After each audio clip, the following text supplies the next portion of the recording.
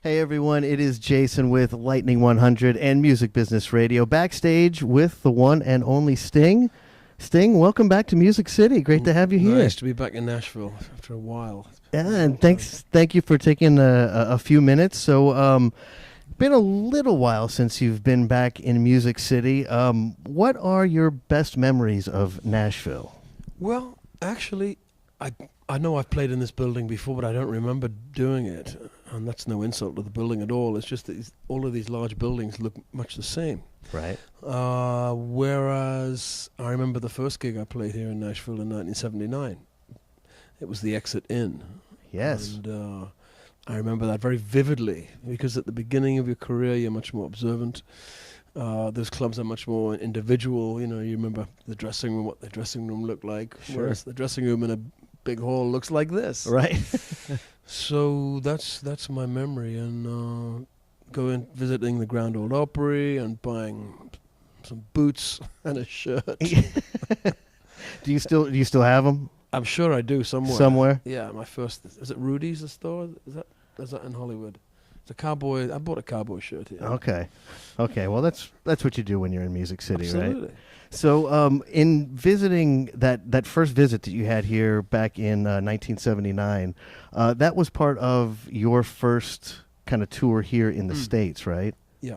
Okay, and then from there, I mean, the popularity, obviously, your former band, The Police, just kind of went global almost instantly, it seemed.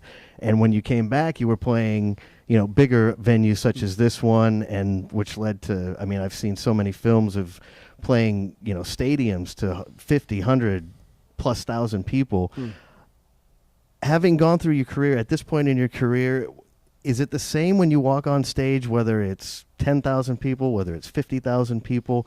Do you have that same energy or that same focus of, oh my gosh, are you conscious of how many people you're playing to in any given gig? Of course I am. It's my job to make a large arena, say, with 20,000 people or more, 50,000, seem like an intimate event. That's my job.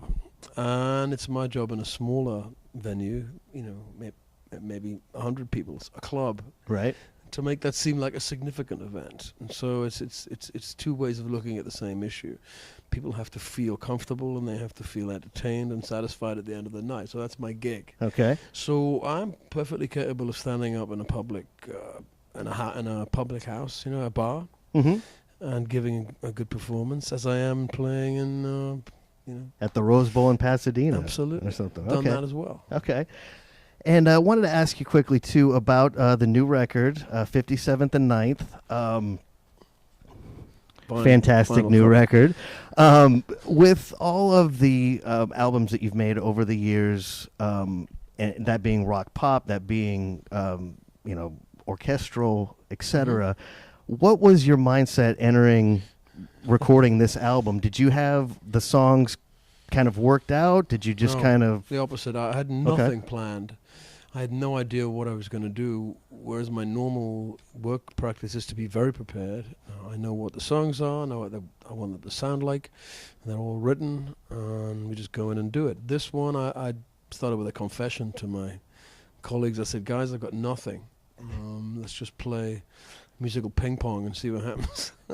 Well, they played with me long enough, and they trust me to know that can work. So we just... The songs kind of materialize as we played together. I would structure them and then I'd take them home and figure out what this music was telling me in terms of stories or narrative. And I wanted to make it very quickly, so it was made in less than 3 months. Wow.